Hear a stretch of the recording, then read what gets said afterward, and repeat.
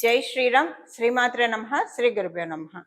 2026 సంవత్సరం ఆగస్టు నెలలో గోచారంలో ఉన్న గ్రహస్థితులు, అలాగే గ్రహస్థితులను అనుసరించి ద్వాదశ రాశుల వాళ్ళకి, ద్వాదశ లగ్నాల వాళ్ళకి ఎలాంటి ఫలితాలు ఉండబోతున్నాయి, గోచారంలో ఏమన్నా విశేష అంశాలు సూచిస్తున్నాయా, గోచారంలో ఉన్న గ్రహగతులు, గ్రహ గమనాలు ద్వాదశ రాశుల వాళ్ళకి ఎలాంటి విశేష అంశాలను ఇస్తున్నాయి, శుభత్వాన్ని ఇస్తున్నాయి, ఇందులో అన్న జాగ్రత్తలు సూచిస్తున్నాయా, ఏమన్నా మార్పులు సూచిస్తున్నాయా, అలాగే గోచర గ్రహస్థితులతో పాటు వాటికి చేసుకోవాల్సిన పరిహారాలతో పాటు మనం అన్ని సహితంగా ఇప్పుడు మాట్లాడుకుందాము.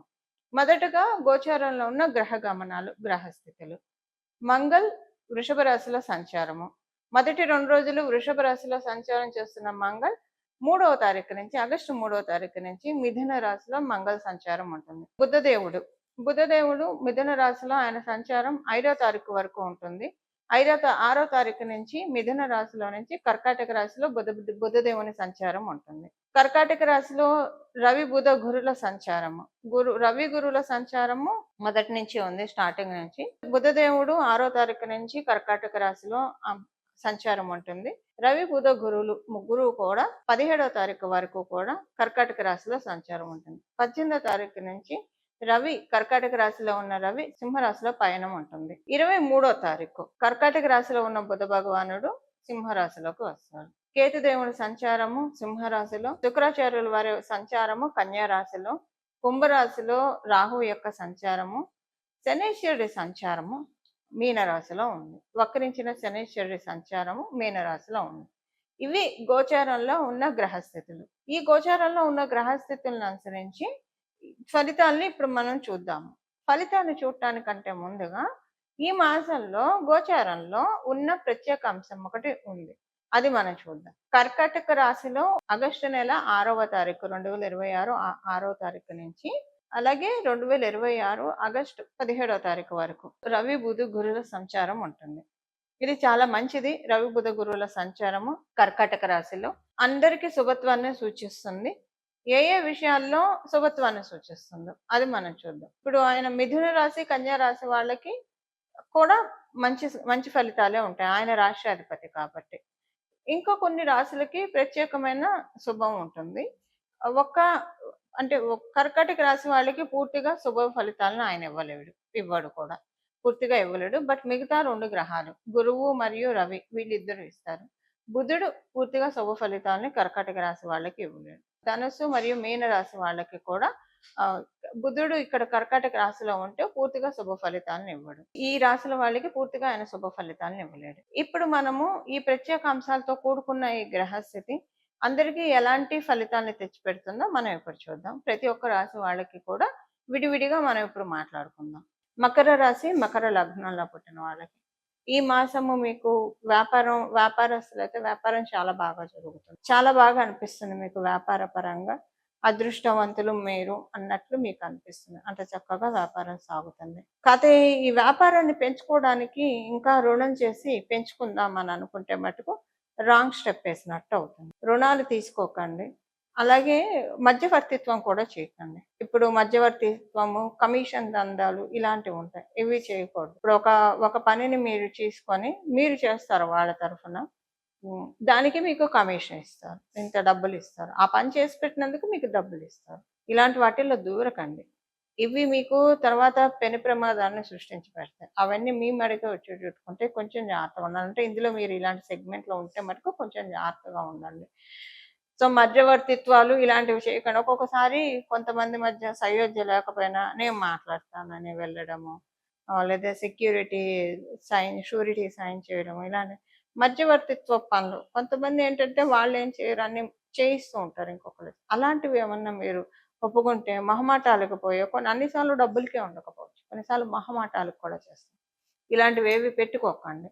ఎవరి పనులు వాళ్ళే చేసుకోవాలి, మీ పని మీరు, వాళ్ళ పని వాళ్ళది అన్నది వాళ్ళకి మీరు మీ బిహేవియర్ ద్వారా చెప్తారో లేదా స్ట్రైట్ ఫార్వర్డ్గా చెప్తారో చూసుకోండి. తర్వాత మీరు చిక్కులు కూడా తెచ్చుకోకండి వీటి వల్ల. ఇది చేయకుండా ఉంటే మీకు అంతా బాగున్నట్లే. వ్యాపారస్తులకి చెప్పాను ఆల్రెడీ బాగుందని. ఉద్యోగస్తులకి కూడా చాలా చక్కటి సమయం ఇది, మంచి అనుకూలతల్ని ఉద్యోగస్తులు చూస్తారు. ఈ ఒక్క ఉద్యోగస్తులకి ఇంకొక ఇప్పుడు నేను వ్యాపారస్తులకి చెప్పినట్లు మధ్యవర్తిత్వం అది చేయకూడదని. ఉద్యోగస్తులకు కూడా ఒక చిన్న కీ పాయింట్ ఉంది. ఈ కీ పాయింట్ ఏంటంటే మీకు మీరు పని చేసే చోట మీరు ఆడైనా, మగైనా అక్కడ ఉన్న ఆడవాళ్ళతోటి కొంచెం ఎక్కువగా మాట్లాడకండి. వాళ్ళతోటి కొంచెం చిక్కులొచ్చే ఛాన్స్ ఉంది. ఇది కేవలంగా ఉద్యోగస్తులకే వర్తిస్తుంది. వ్యాపారస్తులకి ఇది వర్తించదు. ఉద్యోగస్తులైతే కనుక మీరు పనిచేసే చోట ఆడవాళ్ళతోటి కొంచెం జాగ్రత్తగా ఉండండి. నమ్మి ఏవి షేర్ చేయకండి వాళ్ళకి. వాళ్ళు మిమ్మల్ని అవమానం చేయాలని చూస్తారు. వాళ్ళు మంచివాళ్ళే కావచ్చేమో, కానీ తెలియకుండానే అవమానం జరుగుతుంది వాళ్ళ వల్ల మీకు. సో, వీలైనంత వరకు తక్కువ మాట్లాడండి ఈ మాసం వరకు. ఎక్కువేం షేర్ చేయకండి. కొంచెం తక్కువగా మాట్లాడండి. అప్పుడు ఈ మాసం వరకు జాగ్రత్తగా ఉంటే తర్వాత మాసాల్లో ఎలాంటి ఇబ్బంది ఉండదు. వాళ్ళతో మీరు యథాతథంగా అంతకుముందు ఎలా ఉన్నారో అలానే ఉండొచ్చు. పరిహారం. ఏం పరిహారం చేసుకోవాలి? ఇప్పుడు మనము ఫలితాలు తెలుసుకున్నాము. దీనికి తగ్గట్టు పరిహారాలు ఏం చేసుకోవాలో ఇప్పుడు మనం చూద్దాం. కర్కాటక రాశే మెయిన్‌గా మనకిప్పుడు పరిహారం చూడాలి. కర్కాటక రాశిలో 3 గ్రహాల సంచారము.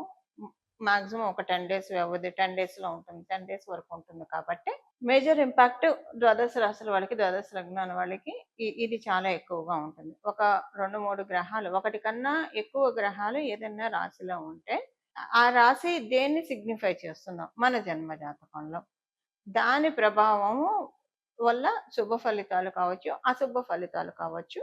ఒకళ్ళకి ఎవరికైనా వస్తాయి. మనకు వస్తాయి. అయితే శుభ ఫలితాలు అయితే ఓకే. అశుభ ఫలితాలను తగ్గించుకోవడానికి. ఇప్పుడు శుభ ఫలితాలైనా సరే ఉన్న వాటిల్ని కమ్ డౌన్ ఉన్న శుభ ఫలితాలైనా సరే ఒకవేళ తీసుకోలేని స్థితిలో ఉంటే తీసుకోగలగడానికి చేయాల్సిన పరిహారం వచ్చేసేసి ఈ మాసం మొత్తం కూడా ఆగస్టు 1 మొదలుకొని ఆగస్టు చివరి వరకు కూడా ద్వాదశ రాశుల వాళ్ళు అలాగే ద్వాదశ లగ్నాల వాళ్ళు లలితా చాలీసా చదువుకోవడం. మనకి గోచారంలో కర్కాటక రాశి అంటేనే చతుర్థ స్థానం. చతుర్థ స్థానం మాతృస్థానం, మాతృవడి. అందువల్ల జగన్మాత యొక్క కృపా కటాక్షాలని అందుకోవడానికి ఇది చాలా చక్కటి శుభ సమయం. ఈ సమయంలో బాలా త్రిపుర సుందరి అమ్మవారి ఆరాధన అత్యంత శుభ ఫలితాలను అందిస్తుంది. అమ్మవారిని ఎప్పుడైనా బాల రూపంలో మనం పూజిస్తే విశేషంగా అనుగ్రహిస్తుంది. త్వరితంగా కూడా వరాల్ని మనకి అనుగ్రహిస్తుంది. బుధుడు కాబట్టి ఇక్కడ ఉన్నది బుధుడు కాబట్టి బాల రూపంలో అమ్మవారిని ఆరాధన చేయొచ్చు. గురు భగవానుడు కూడా ఉన్నాడు కాబట్టి మీరు జగన్మాతగా కూడా అమ్మవారిని అర్చించవచ్చు. మీ చాయిసెస్ని బట్టి మీరు చేసుకోవచ్చు. అమ్మవారి ఆరాధన లలితా చాలీస చదవండి. చాలా బాగుంటుంది. ఒకవేళ చదవలేకపోతే వినండి కనీసము. చాలా మంచి ఫలితాలు మీరు చూస్తారు. ఈ లలిత చాలీస చదువుతూ ఉంటే చదివిన రోజే మీకు ఒక న్యూ ఎనర్జీ అనిపిస్తుంది. చాలా బాగా ఉంటుంది. అలాగే సౌందర్య లహరి వినడమో చదవడమో చేయండి. చదవడం అంటే పర్ఫెక్ట్గా వస్తేనే చదవాలి. లేదంటే ఎవరి దగ్గరైనా గురుముఖతః నేర్చుకొని అప్పుడు చక్కగా చదవచ్చు. వినండి. కనీసం వినడానికైతే మనకి ఇప్పుడు అవకాశం ఉంది. కలియుగంలో ఉన్న సులభోపాయాలు ఎన్నో ఉన్నాయి. కాకపోతే మనం ఇవన్నీ పట్టించుకోకుండా లౌకికంగా పరిగెత్తుతూ ఉంటాం. ఇంకా తప్పదు, బాధ్యతలు ఇవన్నీ ఉంటాయి కాబట్టి. కానీ ఈ సులభోపాయాల మీద మనము ఒకసారి దృష్టి పెడితే ఇవన్నీ కూడా మనకి కాంప్లికేట్ థింగ్స్ అన్ని అన్‌కాంప్లికేట్ అవుతాయి అన్న విషయాన్ని మనం గుర్తెరగాలి. అది సౌందర్య లహరి దానికి ఉత్తమమైన సాధన. ఈ నెల మొదలుకొని నెలనాళ్ళు అసలు ఇక్కడి నుంచి ఇంకా కంటిన్యూ చేయండి. మీ ఎన్నాళ్ళు కంటిన్యూ చేస్తే అన్నాళ్ళు కంటిన్యూ చేయండి. సౌందర్య లహరి దాంతో పాటు అమ్మవారిని పూజించినప్పుడు మరి అయ్యవారిని కూడా పూజించాలి కదా! అందులో కర్కాటక రాశిలో ఉచ్చ స్థానంలో గురుడు ఉన్నాడు. గురుడు అంటేనే శివుడు అని చెప్తుంది మనకి జ్యోతిష శాస్త్రం. మరి ఆ స్వామివారిని కూడా పూజించాలి కదా! అందుకని శివానంద లహరి. ఈ 2 వినండి. అత్యంత భక్తి శ్రద్ధలతోటి మనసు లగ్నం చేసి అంటే చాలా కాన్సంట్రేటెడ్‌గా వింటే కనుక చాలా అంటే చాలా మంచి ఫలితాలని మనమందరం కూడా చూడటానికి అవకాశం ఉంటుంది. ఈ ప్రతిరోజు మీకు ఏదో ఒక సమయం పెట్టుకోండి. స్నానం చేశాక వెంటనే అయితే ఇంకా మంచిది. వినడమే కాబట్టి చదవడం కాదు కాబట్టి కొంచెం శుచులయ్యి కాళ్ళు చేతులు కడుక్కొని బయటికెళ్ళొస్తే బట్టలు మార్చుకొని కుదిరితే మీరు స్నానం చేయండి. లేదా బట్టలు మార్చుకొని ఉతికిన బట్టలు కట్టుకొని కాళ్ళు చేతులు మొహం శుభ్రంగా కడుక్కొని కూర్చొని బొట్టు పెట్టుకొని నుదుటన వినండి. చాలా అంటే చాలా మంచి ఫలితాలు వస్తాయి. కుదిరిన వాళ్ళు అంటే పొద్దున్నే ఉద్యోగం, పరుగులు, వ్యాపారము, పరుగులు ఇలా కొంచెం అలా ఉన్నా మేము మేనేజ్ చేసుకోగలుగుతాం అనుకున్న వాళ్ళు పొద్దున్నే స్నానం చేసిన వెంటనే వినండి. రోజుకొక శ్లోకం వినండి. భక్తి శ్రద్ధలతో వినండి. చాలు. మీకెంత కుదిరితే అంత అసలు వినడానికి ప్రయత్నించండి. దీంతో ఎంతో మంచి మార్పులు మీరు చూస్తారు. గోచారంలో ఉన్న మీ మీ జన్మ గ్రహస్థితుల్లో మీకు ఏవేవైతే ఇబ్బందులు కలిగిస్తున్నాయో ఆ ఇబ్బందుల నుంచి వన్ బై నెమ్మదిగా గట్టెక్కడానికి చక్కటి అవకాశం ఉంటుంది. ఇది ఈ ఈ మాసం చేసుకోవాల్సిన గోచర గ్రహస్థితుల రీత్యా చేసుకోవాల్సిన పరిహారము. ఇలా మనందరం కూడా జగన్మాత మరియు మహాదేవుడు ఆశీస్సుల్ని పరిపూర్తిగా అందుకోవాలని చెప్పి ప్రతిరోజు విష్ణు సహస్రనామం పారాయణం చేస్తే చాలా మంచి ఫలితాలు వస్తాయి. విష్ణు సహస్రనామం చదవండి లేదా వినండి. ప్రతిరోజు చేస్తే కనుక అత్యద్భుతమైన ఫలితాలను తీసుకోవడానికి అవకాశం ఉంటుంది. ఇలా మనం అందరం కూడా భగవంతుడి కృపా కటాక్షాలకి పాత్రలం అవ్వాలని చెప్పి మనందరి తరఫున మనస్ఫూర్తిగా శరణు వేడుకుంటూ మంగళం. నమో భగవతే వాసుదేవాయ.